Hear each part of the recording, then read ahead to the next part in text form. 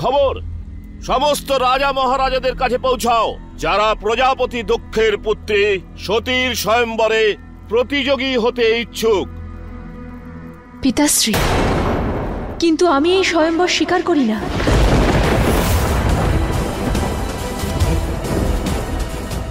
এ তুমি কি বলছো সতী?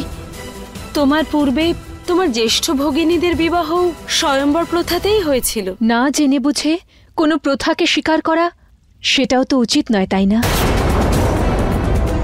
স্বয়ম্বরের অর্থ হল এক কন্যার নিজের তার স্বামীকে বেছে নেওয়ার অধিকার। কিন্তু এখন মনে হচ্ছে যে এই প্রথা স্ত্রীলোকের অধিকার নয়, বরং পুরুষের ক্ষমতার আধার হয়ে গেছে। পরম্পরার নামে কিছু বেছে নেওয়া যুবকদের এক পংক্তিতে দাঁড় করিয়ে দেওয়া আর তাদের মধ্যে একজনকে বরণ করে নেওয়া, একে তো স্বয়ম্বর বলে না, তাই না?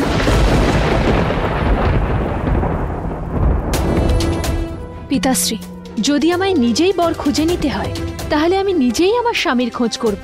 এটার জন্য আমার কোনো আয়োজনের প্রয়োজন নেই। তুমি ঠিকই বলেছ, কিন্তু আসল সত্যটা হলো যে তুমি একজন রাজকুমারী। প্রজাপতি দক্ষের পুত্রী তুমি। ভাবনায় ভেসে যাওয়ার কোনো প্রয়োজন নেই পুত্রী। এই ভাবনা ব্যক্তিকে দুর্বল করে দেয়। পিতাশ্রী, ভাবনা ব্যক্তিকে দুর্বল বানায় না। আসলে এটা তো আমাদের অস্তিত্ব, আমাদের ব্যক্তিত্বের অভিন্ন অঙ্গ। আর এটাই তো আমাদের পশুদের থেকে আলাদা করে। প্রেম, ঈর্ষা, ক্রোধ, গ্লানি, পীড়া, এই ভাবনার আধারেই আমাদের সম্পর্ক জড়িয়ে আছে। ভাবশূন্য ব্যক্তি তো এক মৃতদেহের সমান হয়। আমার সমস্ত ভাব, প্রেম, ক্রোধ দেবীর সঙ্গেই যুক্ত। সত্য তো এটাই নারায়ণ, দেবীবিহীন শিব শুধুমাত্র সব, আর সব কারো সংহার করতে পারে না। দেবী সতী ঠিকই বলেছেন, ভাবশূন্য ব্যক্তি সবের সমান, আর শিবের তো সেই দশাই হয়েছে। নিজের শক্তিকে হারিয়ে উনি আর শিব নেই, সব হয়ে গেছেন। শিবকে বৈরাগ্য থেকে বের করে আনতে আমাদের ওনার মনে ভাব জাগ্রত করতে হবে, যা কেবল দেবী সতীই করতে পারেন। ঠিক কি করতে চাইছেন আপনি? রাজকুমারী সতী, আপনার পিতা পরম বিদ্বান, উনি ঠিকই বলেছেন, ভাবনা আবেগ মানুষকে দুর্বল করে দেয়। প্রণাম ঋষিবর। পুত্রী, আমার কথা না হয় অন্তত ঋষিবরের কথা তো শোনো। হয়তো ইনি তোমায় সেই রাস্তা দেখাবেন যেটা তোমার পক্ষে মঙ্গল। আপনি নিশ্চিন্ত থাকুন প্রজাপতি দক্ষ, আমি রাজকুমারী সতীকে সেই পথই দেখাবো যা ওনার পক্ষে সর্বোচিত এবং সর্বশ্রেষ্ঠ হবে। আজ্ঞা করুন ঋষিবর।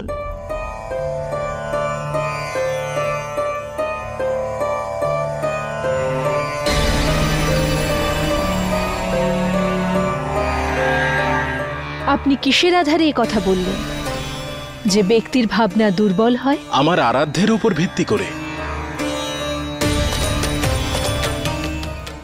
উনি সৃষ্টির সর্বাপেক্ষা শক্তিশালী ব্যক্তি, তাও ওনার কোনো অহংকার নেই। উনি সম্পূর্ণ ভাবশূন্য ব্যক্তি। উনি এক বৈরাগীর মতো জীবন যাপন করেন। এই সংসারের কারুর সঙ্গে ওনার কোনো সম্পর্ক নেই। যদি কেউ ওনাকে অপমান করে উনি ক্রোধিত হন না, আবার কেউ ওনার প্রশংসা করলে তাতে উনি প্রসন্নও হন না। উনি সম্পূর্ণ বৈরাগ্য ধারণ করেছেন, তাও আমি আজ পর্যন্ত ওনার মতো বুদ্ধিমান এবং শক্তিশালী কাউকে দেখিনি। ভাবশূন্য ব্যক্তি? এ আবার কেমন জীবন? ভাবশূন্য জীবন তো অত্যন্ত নীরস হয়। যদি আপনি এটাই ভাবেন যে ভাবাবেগ এতটাই গুরুত্বপূর্ণ, তাহলে তা প্রমাণ করে দেখান। আমার আরাধ্যের জীবন ভাবাবেগে ভরিয়ে দিন। যদি এমন করতে পারেন তাহলে আমি স্বীকার করে নেব যে আপনার ধারণাই শ্রেষ্ঠ আর আমার ধারণা সঠিক নয়। ঠিক আছে, আমি প্রমাণ করে দেখাবো। কোথায় আপনার আরাধ্য? আমি ওনাকে দেখতে চাই। এই সংসারে আপনি যেখানেই জলের ওপর অগ্নিকে পাবেন, সেখানেই পাবেন আপনি ওনাকে। জলের উপর অগ্নি? এটা কেমন করে?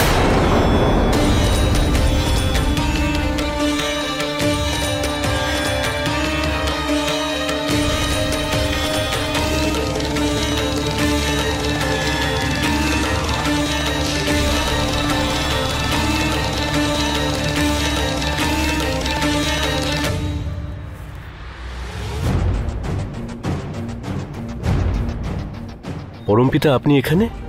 স্বর্গলোকের পরে দিতি আর অসুরেরা ব্রহ্মলোকেও নিজেদের আধিপত্য স্থাপন করেছে।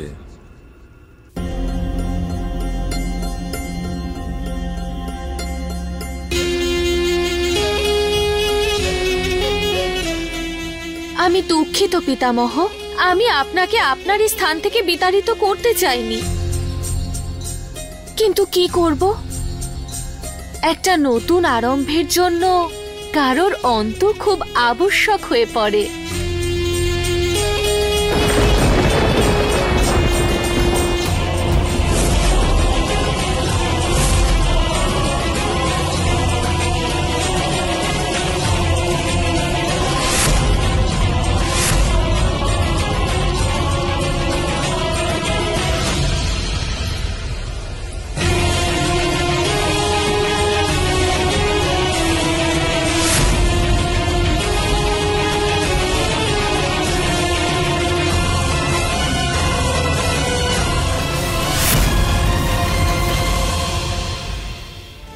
ব্রহ্মলোক জয় করবার সাথে সাথে দৈত্য মাতা দিতি সমস্ত জগতের উপর নিজের আধিপত্য বিস্তার করবে। এখন এই ব্রহ্মাণ্ড দেবীর নয়, শুধুমাত্র দিতির হবে, একমাত্র দিতির। দিতি ব্রহ্মাণ্ড জয় করেই শান্ত হবে না। ক্ষমতা আর শক্তির লালসা ওর ক্রমশ বেড়েই চলবে।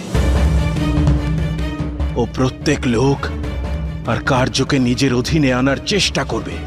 অর্থাৎ ওনার পরবর্তী লক্ষ্য হবে বৈকুণ্ঠ।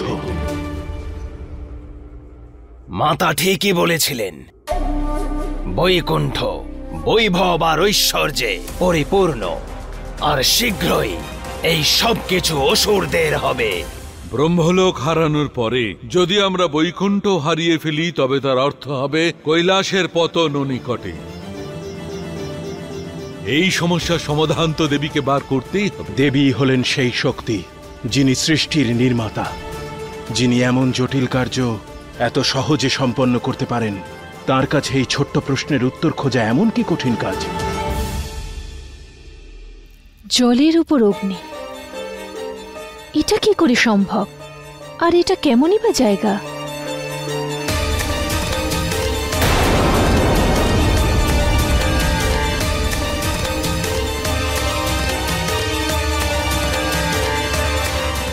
পলাশ বৃক্ষ, এটাই তো অগ্নির প্রতীক।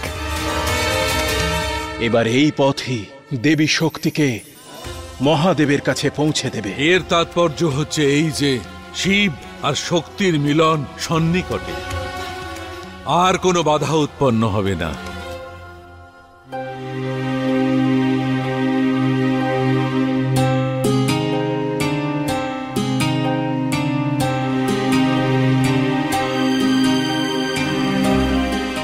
তাহলে এটাই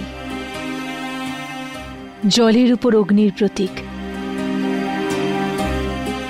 গোটা রাজ্যে এটাই সেই স্থান যেখানে উনি আছেন। কিন্তু সেই বৈরাগী কোথায়?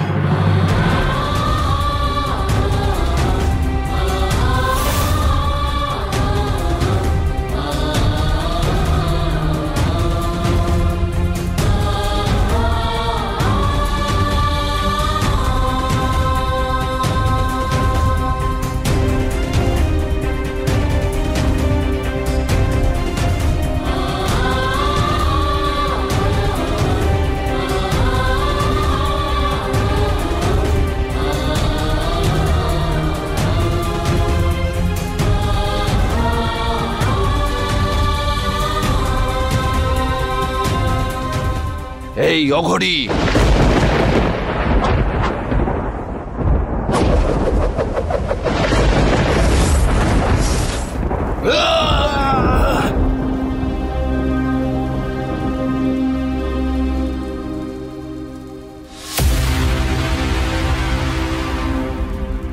এ কোনো সাধারণ অঘরী নয়, এর সঙ্গে লড়াই করা আমাদের উচিত হবে না। চলো।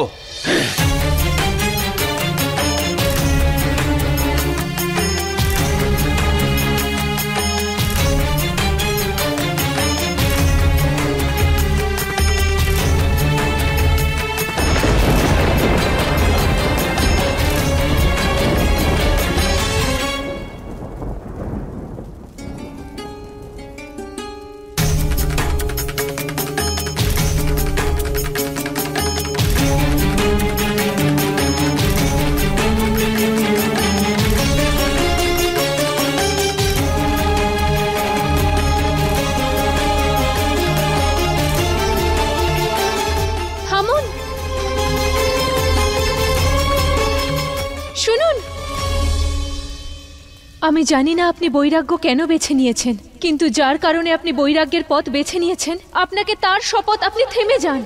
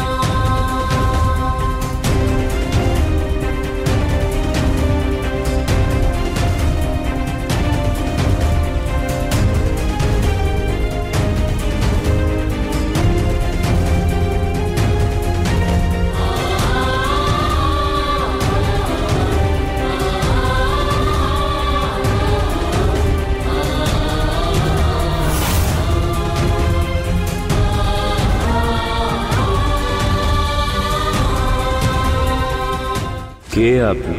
কে আপনি? কে আপনি? এটা কি হচ্ছে? শিব দেবী সতীকে চিনতে পারছেন না। সতী সাক্ষাৎ দেবীর, শিবের শক্তির স্বরূপ। আর শিব আর শক্তি তো একে অন্যের পরিপূরক। শিব আর শক্তি একে অপরের পরিপূরক অবশ্যই, কিন্তু শিব আধ্যাত্মের পরম শিখরে রয়েছেন। উনি নিজেকে সকল বন্ধন থেকে মুক্ত করেছেন। এখন সংসারে কেউ ওনার আপন নয়, উনি সকলের থেকে বিযুক্ত। সে স্বয়ং তার পরিপূরক সাক্ষাৎ শক্তি হলেও সম্ভবত সেই জন্যই উনি বুঝতে পারছেন না যে সতীই ওনার শক্তি, ওনার দেবী। এখন আমরা কি করব? কেবল আশা, যেন কোনোভাবে শিব বুঝতে পারেন যে সতীই ওনার শক্তি, ওনার দেবী। আমার পরিচয়ের প্রশ্নের থেকে বড় প্রশ্ন আপনার অস্তিত্বের। আমার কাছে ব্রহ্মদেবের অহংকারের তুলনায়ও বেশি গুরুত্বপূর্ণ আমার অস্তিত্বের প্রকাশের। এ কি প্রভু, ওখানে শিব নিজের শক্তিকে চিনতে পারছেন না, আর আপনি হাসছেন। হ্যাঁ, কারণ যে প্রশ্নের উত্থাপন সতী করেছেন তা শুনে আমার আভাস হচ্ছে যে এটাও দেবীর লীলা। সৃষ্টির সৃজনের পূর্বে নিজের অস্তিত্বের খোঁজই শিবকে দেবীর কাছে পৌঁছে দিয়েছিল, আর এখন দেবী স্বয়ং সতী রূপে শিবের কাছে এসেছেন, যাতে উনি পুনরায় শিবের অস্তিত্বকে স্মরণ করিয়ে দিতে পারেন। আপনার জয় হোক দেবী।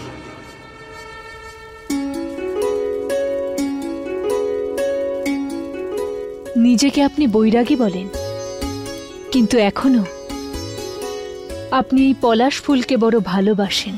এটি পলাশের বীজ দেব। যখন এর ডালে ফুল ফুটে উঠবে তখন পুরো কৈলাস এমন হয়ে যাবে, মনে হবে লাল ওড়না জড়িয়ে আছে, যার সৌন্দর্য দেখে চোখ ফেরানো যাবে না। কঠিন তো এখন অপেক্ষা করা হবে দেবী, কখন এই বীজ পুষ্পতে পরিস্ফুট হবে।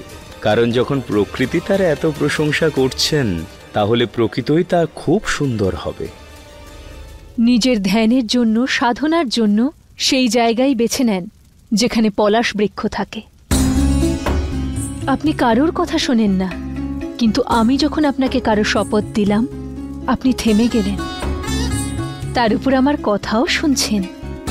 তার অর্থ তো এটাই হয় এখনো আপনার হৃদয়ে কারোর জন্য অনুরাগ আছে, ভালোবাসা আছে। তাহলে কেন কেন আপনি সমস্ত সম্বন্ধ থেকে নিজেকে বঞ্চিত রেখেছেন? যদি আপনার মনে কারোর জন্য ভাবনা আছে তাহলে তাকে স্বীকার করুন, তাকে ব্যক্ত করুন। কেননা সেই প্রেমই জীবনকে সার্থক বানায়। তাহলে কেন কেন আপনি এই নিরস আর নিরর্থক জীবন ধারণ করছেন? কেন আপনার এই বৈরাগ্য? আপনার এই কথাগুলো আমাকে প্রভাবিত করবে না। সঠিক হবে আপনি সেখানেই ফিরে যান যেখান থেকে এসেছেন, আর আমি যেখানে আমার যাওয়া উচিত।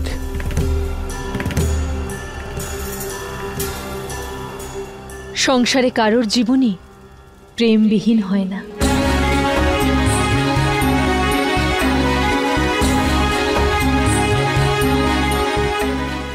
আমি আপনার বৈরাগ্যময় জীবনে অনুরাগ নিয়ে আসব।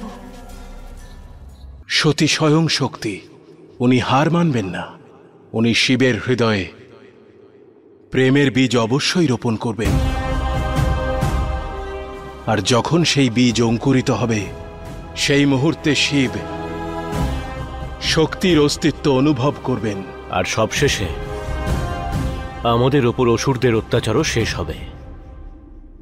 দেবরাজ ইন্দ্র, আপনি বজ্রাঙ্গ আর ওর সেনাদের কোনোভাবে আটকে রাখুন, ততক্ষণ আমি সুনিশ্চিত করি যাতে কোনো প্রকারে শিব আর শক্তির মিলন হয়।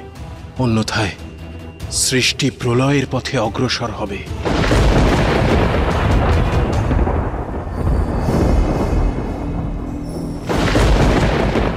এই কেমন ভয়ানক পরিস্থিতি! মনে হচ্ছে যেন কোনো অমঙ্গলের সংকেত। আমরা একসাথে এতগুলো চিতা কিভাবে জ্বালাবো?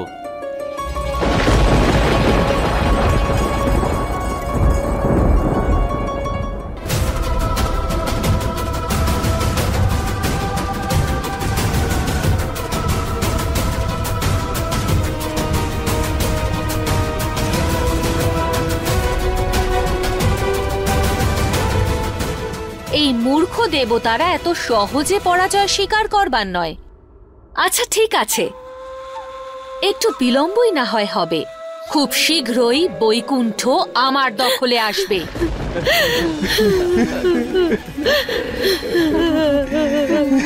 আমার সন্তান,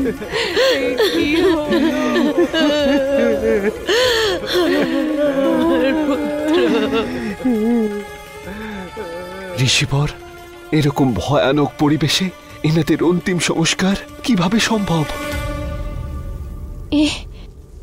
এসব কেমন করে হলো? বড় বিপদ এসেছে রাজকুমারী। মনে হচ্ছে যেন প্রলয় সন্নিকটে। প্রকৃতি ক্রোধিত হয়েছে। ক্ষেত খামার পশু পক্ষী স্বয়ং বিনষ্ট হচ্ছে। নদী সরোবর দূষিত হয়ে যাচ্ছে। এবারে জলের সংকটে জীবন তো ধ্বংস হবেই। না ক্ষুধার অন্ন আছে, না তৃষ্ণার জল। সবাই তাদের প্রাণ বাঁচানোর জন্য গৃহ পরিত্যাগ করতে বাধ্য হচ্ছে। আমি পিতাশ্রীর সঙ্গে এ বিষয়ে কথা বলবো আর নিশ্চিত করব এই বিপদে পড়া সমস্ত ব্যক্তিকে প্রাসাদে যেন আশ্রয় দেওয়া হয়। ক্ষমা করবেন রাজকুমারী সতী, আমরা কিন্তু আর এই রাজ্যে থাকব না। আমরা অন্য কোনো রাজ্যে শরণ নেওয়ার সিদ্ধান্ত নিয়েছি, কারণ আমরা এটা বিশ্বাস করি যে এই সমস্যার সমাধান আপনার পিতা প্রজাপতি দক্ষের কাছেও নেই। সমগ্র সৃষ্টি প্রলয়ের পথে চলেছে, তাই আমরা তাঁর শরণ নেব, যিনি একমাত্র আমাদের রক্ষা করতে পারেন। যদি এমন কোনো ব্যক্তি থাকেন যিনি আমার প্রজাদের এই দুঃখ থেকে মুক্ত করতে পারেন, তো আমি নিজে তার সঙ্গে দেখা করতে চাই। মূর্খের দল! আমি তোমাদের প্রজাপতি দক্ষের রাজ্যে এই জন্য রেখেছিলাম যাতে তোমরা নজর রাখতে পারো ওই সতী যেন শিবের কাছে না যেতে পারে। আর তোমরা এখানে এটা বলতে এসেছো? যাও, এই মুহূর্তে গিয়ে সুনিশ্চিত করো। গিয়ে দেখো যে কোনো মূল্যে শিব আর সতী যেন এক হতে না পারে। যাও।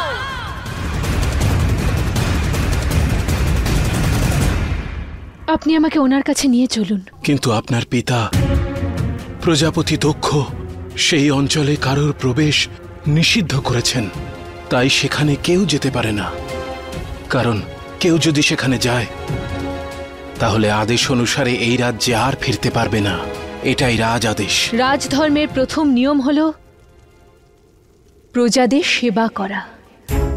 আর যদি এমন কোনো স্থান থাকে যেখানে আমার প্রজারা এই দুঃখ থেকে মুক্তি পায়, তাহলে ওই স্থান আমি নিজেই দেখতে চাই। আপনি আমাকে সেখানে নিয়ে চলুন। ঠিক আছে।